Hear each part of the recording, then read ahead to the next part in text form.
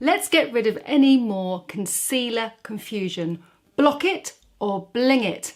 There are two formulas of cream concealer, one that reflects the light and one that is opaque and blocks anything on your skin. So it blocks the colour of a pimple, it blocks redness in your skin, it blocks the pigmentation. But a highlighting concealer sits beautifully on the very delicate areas of your skin, which are normally around your eyes. Yes, you can also use an opaque concealer if you're slightly indented around your eyes here, because it's hard and it's flat. But if you have a slight swelling or lift around your eyes here, or your skin is very delicate and moves a lot, an opaque concealer will only enhance the fine lines around your skin and it won't let your natural beauty shine through. So a highlighting concealer works beautifully under the eyes.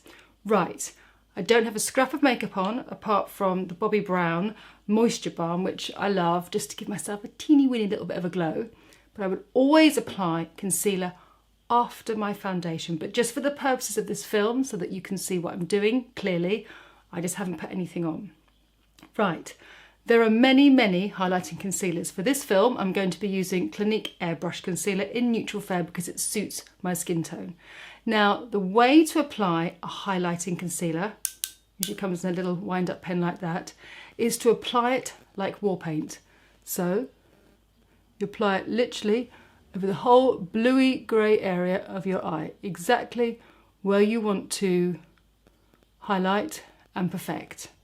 So you just leave it to settle in for a couple of seconds. Actually no, say 10 seconds, because this product contains reflective pigments that will bounce the light away, alleviating the greyness and tiredness from around your eyes. The worst thing that you can do is do a windscreen wiper action where you take your ring finger and you do that, and you're basically just diluting the product, pushing it across the skin, probably being a little bit too rough with this very tender area of your face which needs lots of TLC.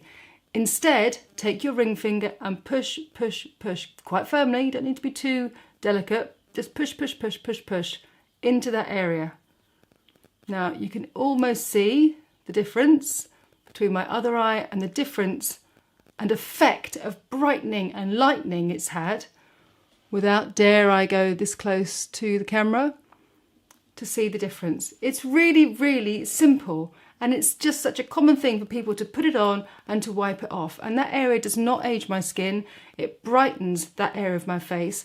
Now I don't need this, but a lot of people need a little bit of lightness around this area of your face, just the fold between the outer corner of your nose and your lip. I'm actually more red there, but if you are a little bit dark there, then use the highlighting concealer at this part of your face too.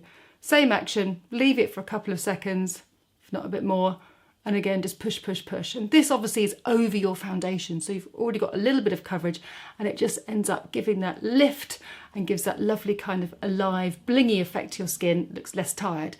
The easiest way to make yourself look fresher and brighter is to take all the darkness out of your face.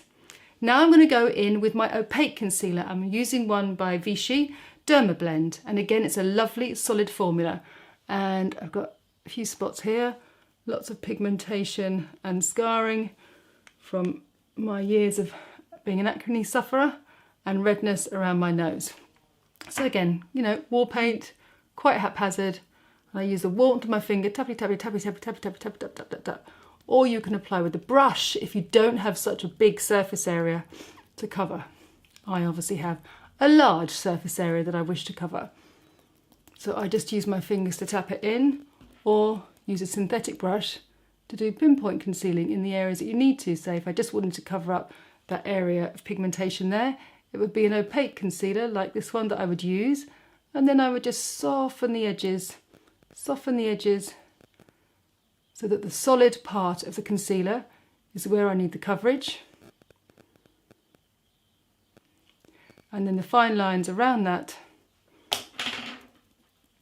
is all softened so it looks natural. Now I do realise that I look a bit of a state, but I'm hoping that doing it this way illustrates to you the difference in texture and where you need to apply it, And I hope that's beneficial because I know a lot of you are quite confused. So please let me know if that's helped. Oh yes, and if you did like this, could you subscribe? I'd love it if you could. Cheers!